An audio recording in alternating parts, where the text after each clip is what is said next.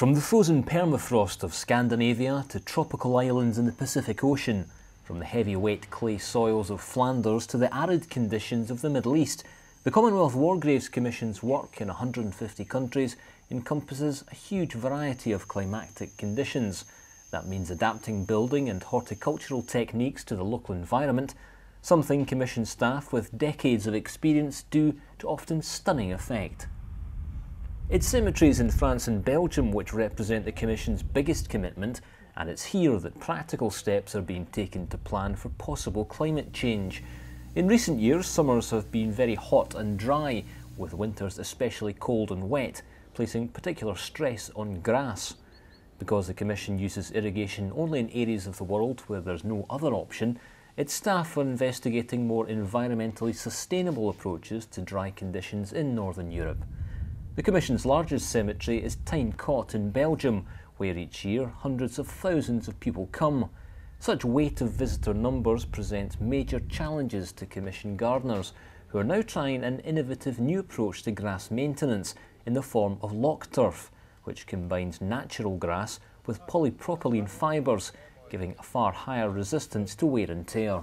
We're not sure if it's going to work, and it has specific requirements when growing it. It's laid on a sub base, which is very porous, so we have to irrigate it and feed it regularly.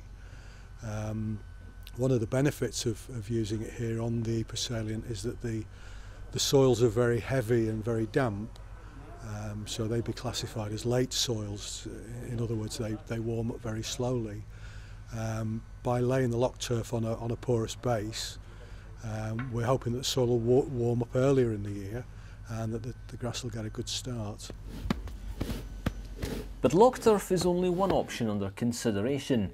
The Commission is also trialling a number of different grass seed mixes, such as here at the Tietval Memorial, built to commemorate the missing of the Somme and inscribed with over 72,000 names.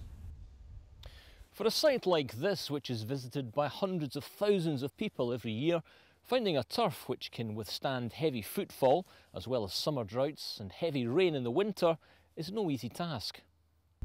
But while one seed mix will work well at one cemetery, it may struggle at another where growing conditions are different. That's why various sites are being used to ascertain which mix is best for each set of conditions. Grass like Coleria, as we've tried at several other sites, is very fine. But also we want practical aspects like the ease of establishment, and often with some of the very fine grasses with very high drought resistance, they are actually very difficult to establish, and for practical reasons it's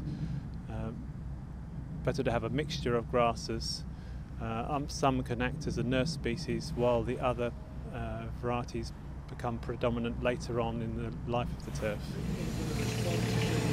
Elsewhere, the Commission has been examining other approaches. Last year at Railway Château Cemetery on the outskirts of Ypres, the existing flowers and turf were removed and replaced with a hard landscape, more usually seen in desert cemeteries.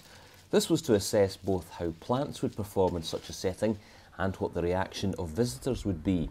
Having gained valuable information in both these areas, the Commission will be returning Railway Château to a typical lawn cemetery in March 2011. But it will remain part of the climate change project, with drought-tolerant plants and grass being introduced. So how does the Commission view its future responsibilities when it comes to climate change? The Commonwealth War Graves Commission is already a very green organisation. It already recycles and uses huge quantities of green plant waste. The four demonstration cemeteries in France and Belgium have provided much useful information and data in terms of temperature, rainfall and plant losses. And these cemeteries will be monitored over the next 3 to 4 years. Throughout this whole process, the involvement of the general public has been crucial. And I would urge members of the public to continue to give their opinions so that we can be sure we have listened to all points of view. Climate change represents a big challenge for the Commonwealth War Graves Commission, but through innovation, new technologies and public consultation, the Commission's primary aim of ensuring cemeteries and memorials remain looking as they should will continue to be achieved.